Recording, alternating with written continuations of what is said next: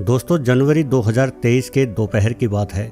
चिलचिलाती गर्मी पड़ रही थी। बावजूद इसके कुछ खिलाड़ी गोल्फ के मैदान में गोल्फ खेलने का आनंद उठा रहे थे।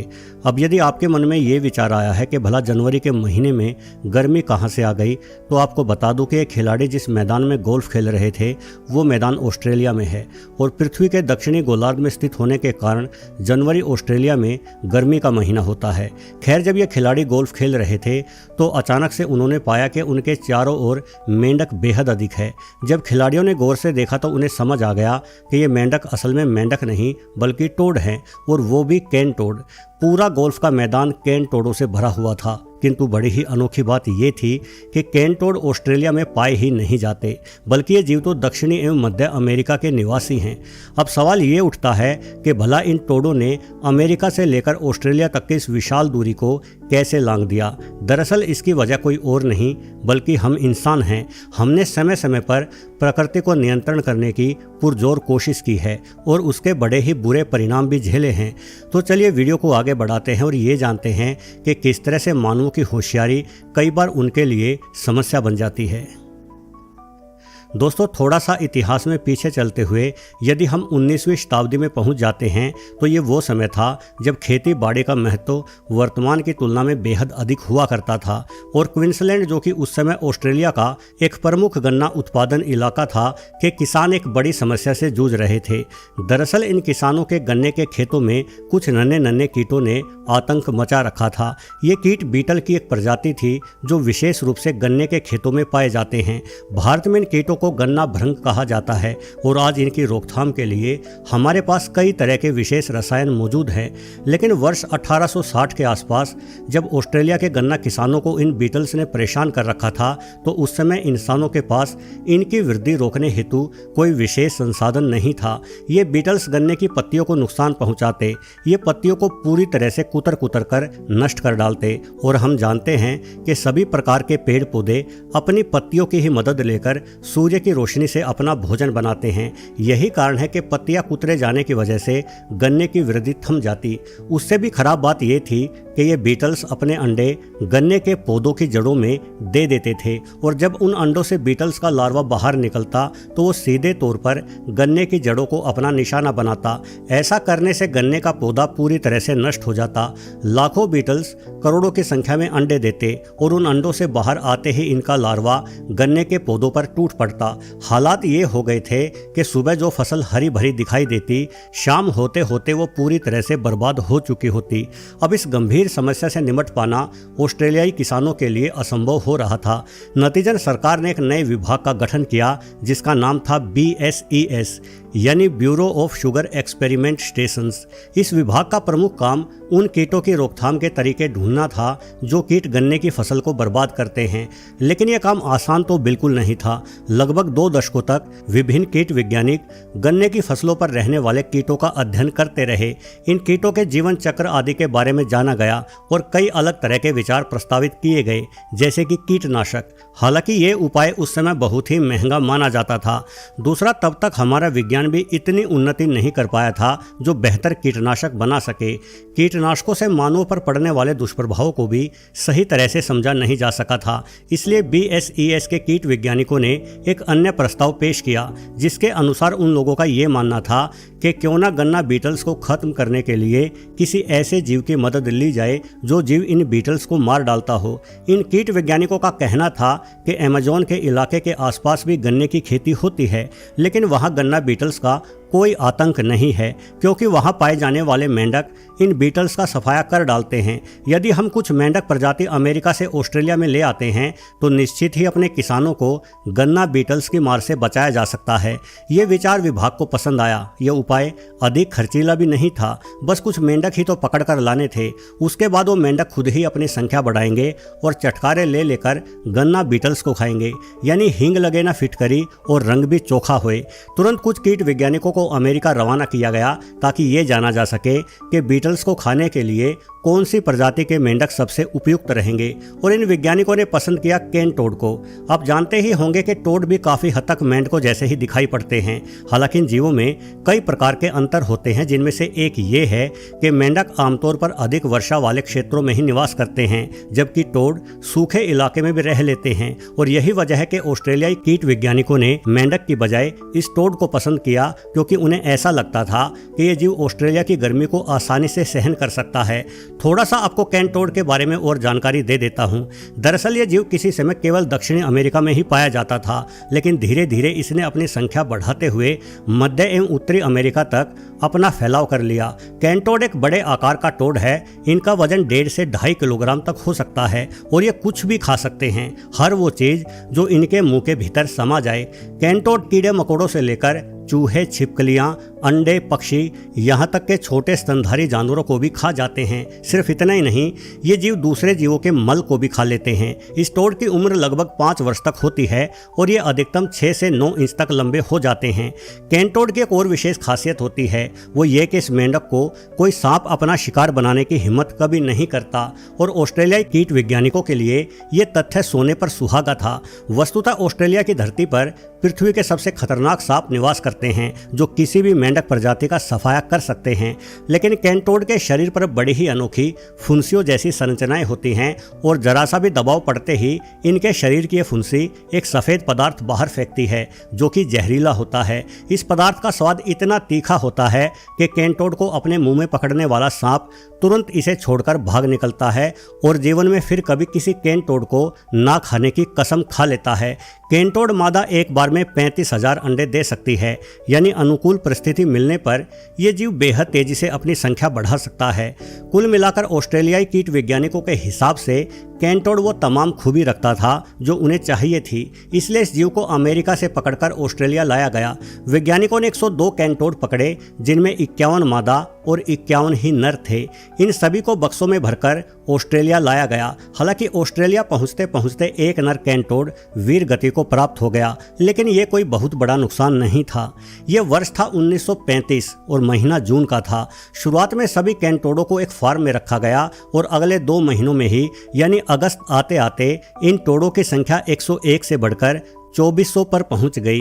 इसके बाद 2000 से अधिक हो चुके इन केन टोड्स को खेतों में छोड़ दिया गया और किसानों से कहा गया कि जल्द ही उन्हें उनकी सबसे बड़ी समस्या यानी गन्ना बीटल से मुक्ति मिल जाएगी। अब किसान भी बड़े खुश हुए। वो अपने खेतों में उछलते हुए टोड्स को निहारते रहते। अगले 1 वर्ष में ही खेतों में हर ओर टोड ही टोड नजर आने लगे। लेकिन सवाल ये था कि क्या गन्ना बीटल्स अब समाप्त हो चुके थे, और जवाब ये है कि नहीं। केन टोड के गन्ने के खेतों में घूमते रहने के बावजूद भी गन्ना बीटल्स की संख्या में कोई परिवर्तन नहीं आया, बल्कि वो यूं ही गन्ने के खेतों को बर्बाद करते रहे। उल्टा किसानों का नुकसान और अधिक बढ़ गया, क्योंकि केन टोड आने के बाद किसानों ने अधिक बड़े पैमाने पर गन्ने की बुआई की थी। उन्हें लगा था कि अब उनका गन्ना सुरक्षित रहेगा, पर ऐसा कुछ नहीं हुआ। दरअसल किसी ने भी यह ध्यान नहीं किया था कि असल में केन टोड जमीन पर रहने वाला जीव है। वहीं गन्ना बीटल्स गन्ने की पत्तियों को निशाना बनाते थे और उन पत्तियों पर चढ़कर गन्ना बीटल्स का शिकार कर पाना केन टोड के लिए संभव नहीं था। हालांकि अपने अंडे देने के लिए जरूर गन्ना बीटल्स पत्तियों से नीचे उतरा करते थे। उस समय निश्चित ही केन टोड उनका शिकार भी कर सकते थे, लेकिन सिर्फ इतने बरसे बीटल्स को कोई विशेष नुकसान नहीं हो रहा था। उल्टा केन टोड के आने के बाद ऑस्ट्रेलिया के कई जीव संकट में आ गए। जैसा कि मैंने पहले ही बताया था कि जब भी इन टोड्स के शरीर पर दबाव पड़ता है तो इनसे बड़ा ही तीखा जहर बाहर निकलता है। इस जहर का सिर्फ स्वाद ही बुरा नहीं होता, बल्कि इसकी एक बूंद ही किसी भी जीव की जान लेने के लिए काफ़ी है। ऑस्ट्रेलिया में एक बड़े आकार की पीली धब्बेदार मॉनिटर लिजर्ड पाई जाती है, जो बेचारी लगातार इन केन टोड के जहर का शिकार बन रही थी। ये छिपकली इस टोड को खाने के चक्कर में इसका जहर अपने मुंह में भर लेती और मारी जाती। गौर करने वाली बात यह है कि ये मॉनिटर छिपकली गन्ने के खेतों में ही निवास करती थी और ये अपने मजबूत पंजों का इस्तेमाल करके गन्ने के पौधों पर चढ़ते हुए गन्ना बीटल्स को भी अपना भोजन बनाती थी। ऐसे में केन टोड के कारण इन छिपकलियों की संख्या में कमी आने की वजह से बीटल्स और भी अधिक बढ़ गए। यानी केन टोड ने न सिर्फ ऑस्ट्रेलिया के किसानों को चोट दी, बल्कि ये जीव उस चोट पर नमक भी छिड़क रहा था। अब सवाल ये उठता है कि क्या पढ़े लिखे वैज्ञानिकों ने ये नहीं सोचा कि जमीन पर रहने वाला एक जीव अर्थात केन टोड भला किस तरह से ऊंची पत्तियों पर निवास करने वाले जीव अर्थात गन्ना बीटल्स को अपना शिकार बना पाएगा। सच तो यह है कि उस समय सरकार ने BSES यानी bureau of sugar experiment stations नामक जो विभाग इन कीटों से निपटने के लिए बनाया था, वो विभाग ही पूरी तरह से भ्रष्ट था। उसमें विशेष तौर से उन लोगों को भर्ती किया गया था जो लोग सरकार की चाटुकारिता करने में ही व्यस्त रहते हैं। मतलब विभाग में शामिल किए गए सभी लोगों का वही हाल था जो आमतौर पर हर सरकारी विभाग का होता है। दफ्तर में आओ, गप्पे हाको, चाय समोसा डकारो, पत्ते खेलो और शाम को अपने घर वापस चले जाओ और इस हाड़तोड़ मेहनत के बदले सरकार से मोटी तनख्वाह वसूल करो। यही वजह रही कि बीटल से निपटने के लिए बनाए गए BSES नामक विभाग को बने हुए 2 दशक से भी अधिक का समय बीत जाने के बावजूद भी ये विभाग कोई ऐसी सकारात्मक खोज नहीं कर पाया था जो खोज बीटल से निपटने में जरा सी भी कामयाब कही जा सके, जिस कारण से इस विभाग के ऊपर लोगों ने सवाल उठाना शुरू कर दिए थे। ऐसे में अपनी साख बचाने के लिए विभाग के अधिकारियों ने बिना पूरी जानकारी लिए ही अमेरिका से केन टोड आयात करने के आदेश दे डाले और अपनी और अधिक फजीहत भी करवा ली। आज इस घटना को घटे करीब 90 साल बीत गए हैं और अब केन टोड की ऑस्ट्रेलिया में अनगिनत संख्या हो चुकी है। इस टोड और इंसानों की मूर्खता के कारण ऑस्ट्रेलिया के कई मूल निवासी जीव आज विलुप्ति का खतरा झेल रहे हैं, जिनमें 70 अलग अलग प्रजातियों के कछुओं से लेकर कुछ प्रजातियों के मगरमच्छ तक शामिल है। वैज्ञानिक बताते हैं कि केन टोड इन मगरमच्छों एवं कछुओं के अंडों को बड़ी संख्या में खा जाते हैं, जिस कारण कभी भारी संख्या रखने वाले इन जीवों का आज ऑस्ट्रेलिया में दिखाई दे पाना दुर्लभ हो चला है। केन टोड के आगमन के बाद ये प्यारा सा जीव जिसका नाम कुआल है, विलुप्ति का भारी खतरा झेल रहा है। चूहे और खरगोश जैसा दिखाई देने वाला ये जीव असल में एक मर्सुपियल प्राणी है। मर्सुपियल उन जीवों को कहा जाता है जिनके पेट के पास अपने बच्चे को उठाए रखने के लिए एक थैली बनी हुई होती है। किसी समय कुआल भारी संख्या में ऑस्ट्रेलिया की सरजमीन पर घुमा करते थे, लेकिन आज इनके छोटे बच्चों को केन टोड खा जाते हैं, जिस कारण आने वाले कुछ ही वर्षों में शायद ये जीव विलुप्त हो जाएगा। दोस्तों, इसमें कोई शक नहीं है कि प्रकृति में जीवन निर्माण के लिए आहार श्रृंखला का योगदान बड़ा ही विशेष होता है। जीव जंतु एक दूसरे को भोजन बनाकर एक दूसरे की संख्या को नियंत्रण में रखते हैं, जिससे प्रकृति में खुशहाली बनी रहती है।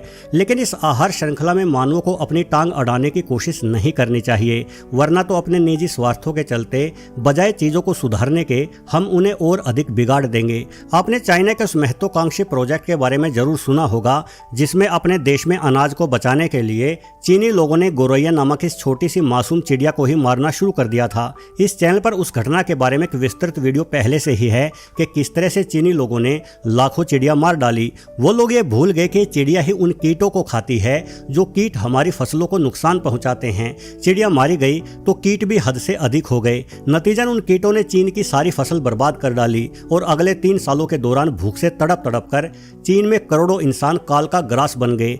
यानी प्रकृति से खुद को ऊपर समझना चीन को बहुत भारी पड़ गया। कभी कभार तो ऐसा लगता है कि मानवों को छोड़कर बाकी के सभी जीव इस प्रकृति की रक्षा करने के लिए रात दिन कोशिश कर रहे हैं। इस बाबत एक और रोचक घटना मैं आपको सुनाना चाहता हूं, जिसे सुनकर शायद आप चौंक जाए और आपको एहसास हो कि किस तरह से नन्हे नन्हे जीव हमारी गलतियों की भरपाई कर रहे हैं। तो चलिए एक और रोचक घटना की ओर बढ़ते हैं।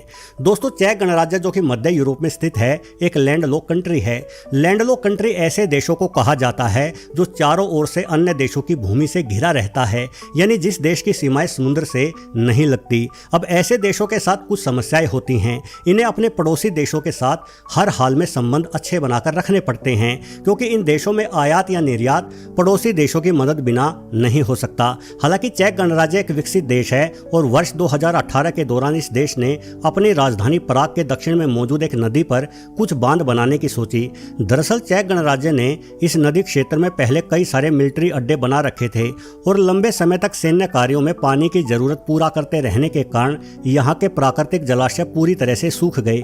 ऐसे में सरकार ने सोचा कि क्यों न नदी पर कुछ बांध बनाकर नदी के पानी की तेज गति पर ब्रेक लगाया जाए। बांध बन जाने के कारण नदी का पानी अधिक बड़े इलाके तक फैलेगा, जिस वजह से भूमिगत पानी फिर से रिचार्ज हो जाएगा। किंतु इस पूरी परियोजना को सिर्फ कागजों पर ही लिखकर ठंडे बस्ते में डाल दिया गया। असल में चेक गणराज्य के दक्षिण से होकर बहती ये नदी आगे ऑस्ट्रिया और जर्मनी से होकर भी गुजरती है। और इन दोनों ही देशों ने इस बांध परियोजना को मंजूरी नहीं दी, क्योंकि इन देशों को लगा कि बांध बन जाने के कारण उनके देश तक नदी का पानी पहुंच नहीं पाएगा। लेकिन चमत्कार तो तब हो गया जब पिछले साल यानी 2024 में कुछ वैज्ञानिकों ने इस पूरे इलाके का सर्वेक्षण करके ये कहा कि अब यहाँ बांध बनाने की कोई आवश्यकता नहीं है, क्योंकि यहाँ तो पहले से ही बांध बने हुए हैं।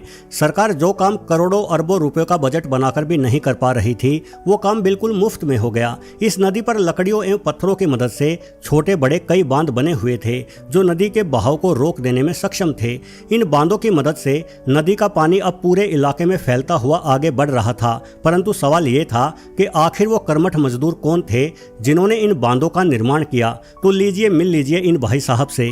ये हैं बीवर, जो बांध बनाने में उस्ताद होते हैं। काफी लंबे समय से चेक गणराज्य अपने देश में जीव जंतुओं की संख्या बढ़ाने के लिए कार्य कर रहा था और इस कार्य में इस देश को सफलता भी मिल रही थी। वर्ष 2000 की तुलना में यहाँ बीवरों की संख्या अब 2 गुनी हो चुकी है और इस खूबसूरत जीव ने भी अपने देश को इन बांधों के रूप में शानदार उपहार दिया। यदि आप बीवर के बारे में अधिक नहीं जानते तो मैं आपको बता दूं कि यह पानी के आसपास रहने वाला ऊद बिलाऊ जैसा ही एक जीव है। इसे मछली खाना बड़ा पसंद है और उन्हीं मछलियों को फांसने के लिए ये बहते पानी पर लकड़ियों, पत्थरों एवं गीली मिट्टी की मदद से बांध बनाते हैं। इस जीव द्वारा बांध बनाए जाने की एक मुख्य वजह खुद की सुरक्षा करना भी है। दरअसल भेड़िए जैसे कई जीव बीवर का शिकार करना बड़ा पसंद करते हैं। बीवर जमीन पर धीमी गति से चलते हैं, किंतु ये पानी में तेजी से तैर सकते हैं। इसलिए बीवर चाहते हैं कि जहां वो रहें उनके आसपास पानी ही पानी भरा हो, क्योंकि वो पानी में ही खुद को सुरक्षित मानते हैं। आमतौर पर बीवर अपने द्वारा बनाए गए बांध के ऊपर वाले हिस्से में ही रहना शुरू कर देते हैं, जहां वो शिकारियों से बिल्कुल सुरक्षित रह सकते हैं। बीवर मिलकर कार्य करते हैं। कुछ सदस्य अपने नुकीले दांतों से खुरसते हुए पेड़ों की टहनियों को काट देते हैं और कुछ उन कटी हुई टहनियों को उठाकर लाते हैं। साथ ही आवश्यकता अनुसार पत्थरों को भी उठाकर लाया जाता है। वहीं जो सदस्य सबसे अधिक अनुभवी होता है वो इन टहनियों एवं पत्थरों को एक के ऊपर एक रखते हुए मिट्टी से लीप देता है। बीवर द्वारा बनाए गए बांध बड़े ही मजबूत होते हैं। साथ ही ये जीव पीढ़ियों से इस कार्य को करते आ रहे हैं। ये बड़ी अच्छी तरह से जानते हैं कि नदी में कहां और किस ओर बांध बनाना है। ये पहले घूम घूम कर नदी में सबसे बेहतर स्थान को तलाशते हैं और उसके बाद ही बांध निर्माण का कार्य शुरू करते हैं, ताकि अधिक से अधिक मात्रा में पानी को रोका जा सके। चेक गणराज्य में बनाए गए बीवरों के बांध को देखकर कुछ लोग इतने उत्साही हो गए कि उन्होंने इस जीव को अपने देश का राष्ट्रीय पशु घोषित करने की अपील की। वहीं कुछ लोगों का कहना था कि बांध बनाने का यह काम एक ही बीवर परिवार ने किया है और वो भी मात्र 2 दिनों में। हालांकि जीव वैज्ञानिक गार्ड स्वेब, जो कि बीवरों के जानकार भी हैं, का मानना है कि इसमें कोई शक नहीं है कि बीवर बड़े ही मेहनती होते हैं। ये दिन में 15 घंटों तक लगातार बिना रुके काम करते रहते हैं, किंतु फिर भी 2 दिनों में एक बीवर परिवार द्वारा बांध बना देने की बात को नहीं माना जा सकता। इस कार्य में इस छोटे जीव ने कई महीने लगा दिए होंगे। वहीं दूसरी ओर एक अन्य जीव वैज्ञानिक जेरी विलेक बवेरियन का कहना है कि वास्तव में बीवर अपने काम में इतने निपुण होते हैं कि ये एक रात में भी बांध बना सकते हैं। जेरी कहते हैं कि सबसे अच्छी बात तो ये है कि बीवर को बांध बनाने के लिए ना अपने अफसरों से बात करनी होती है, ना दूसरे देशों से मंजूरी लेनी पड़ती है और ना ही इन्हें बांध का ठेका लेने के लिए अधिकारियों को पैसे खिलाने पड़ते हैं। बीवर अपनी मर्जी के मालिक है। मन में आया और बांध बना डाला। और जो जीव अपने मन से कार्य करता है उसका कार्य हमेशा ही कुशल एवं निपुणता के साथ साथ तेज गति से भी होता है। वास्तव में जो बांध चेक गणराज्य में बनाए जाने थे उनका मकसद किसी बिजली परियोजना या सिंचाई परियोजना को चालू करना नहीं था, बल्कि उनका मकसद केवल प्रकृति की रक्षा करना था। सूखी हुई भूमि में फिर से नमी भरना था और बीवर ने यह जिम्मेदारी बखूबी निभाई। जो काम इंसान कई वर्षों में भी नहीं कर पाए, उस काम को इस छोटे जीव ने न सिर्फ पूरा किया बल्कि कुछ ही महीनों में पूरा कर दिखाया और इंसानों को समझाया कि यदि लगन सच्ची हो तो कुछ भी हासिल किया जा सकता है। वैसे चेक गणराज्य अकेली ऐसी भूमि नहीं है जहां बीवरों द्वारा बांध बनाए गए हैं, बल्कि इस अद्भुत प्राणी ने कारनामा दुनिया भर में किया है। एक अमेरिकी वैज्ञानिक का कहना है कि बीवरों ने दुनिया भर में इतने बांध बनाए हैं कि यदि हम उन सभी बांधों को इंसानों द्वारा बनवाते तो हमें प्रति वर्ष करीब 60 करोड़ अमेरिकी डॉलर यानी लगभग 5000 करोड़ भारतीय रुपयों के बराबर रकम खर्च करनी पड़ती। सोचिए कि जीव 5000 करोड़ रुपए प्रति वर्ष का कार्य मुफ्त में ही करता है। मुझे लगता है कि हम इंसानों को बीवर के इस कार्य के लिए इन्हें कुछ मेहनताना जरूर देना चाहिए, लेकिन हम बिल्कुल उल्टा करते हैं। असल में प्रकृति के लिए बीवरों द्वारा बनाए बनाए गए बांध भले ही फायदे का सौदा हो, जहां बीवर बांध बनाते हैं वहां जल स्तर बढ़ने के कारण अनेकों जलचर पक्षी एवं उभयचर भी आकर रहना शुरू कर देते हैं। यानी बीवर अपने इन बांधों के ही जरिए दूसरे जीवों को भी आश्रय प्रदान करते हैं। किंतु इंसानों के लिए बीवरों के बांध हमेशा फायदे का सौदा नहीं रहते। कई बार ये बांध आसपास के खेतों में बाढ़ का कारण भी बन जाते हैं, जिस वजह से किसान बीवरों को पसंद नहीं करते। लेकिन यह भी सच है कि भले ही इंसानों को इन बांधों से कुछ नुकसान पहुंचता हो, परंतु प्रकृति निर्माण में बीवर द्वारा बनाए गए बांध बड़ा ही खास स्थान रखते हैं। ये जीव रात दिन मेहनत करके हमारी धरती को बचाने पर लगा हुआ है। शायद हम सबको इस जीव को धन्यवाद तो करना चाहिए। वीडियो देखने के लिए आपका बहुत बहुत धन्यवाद।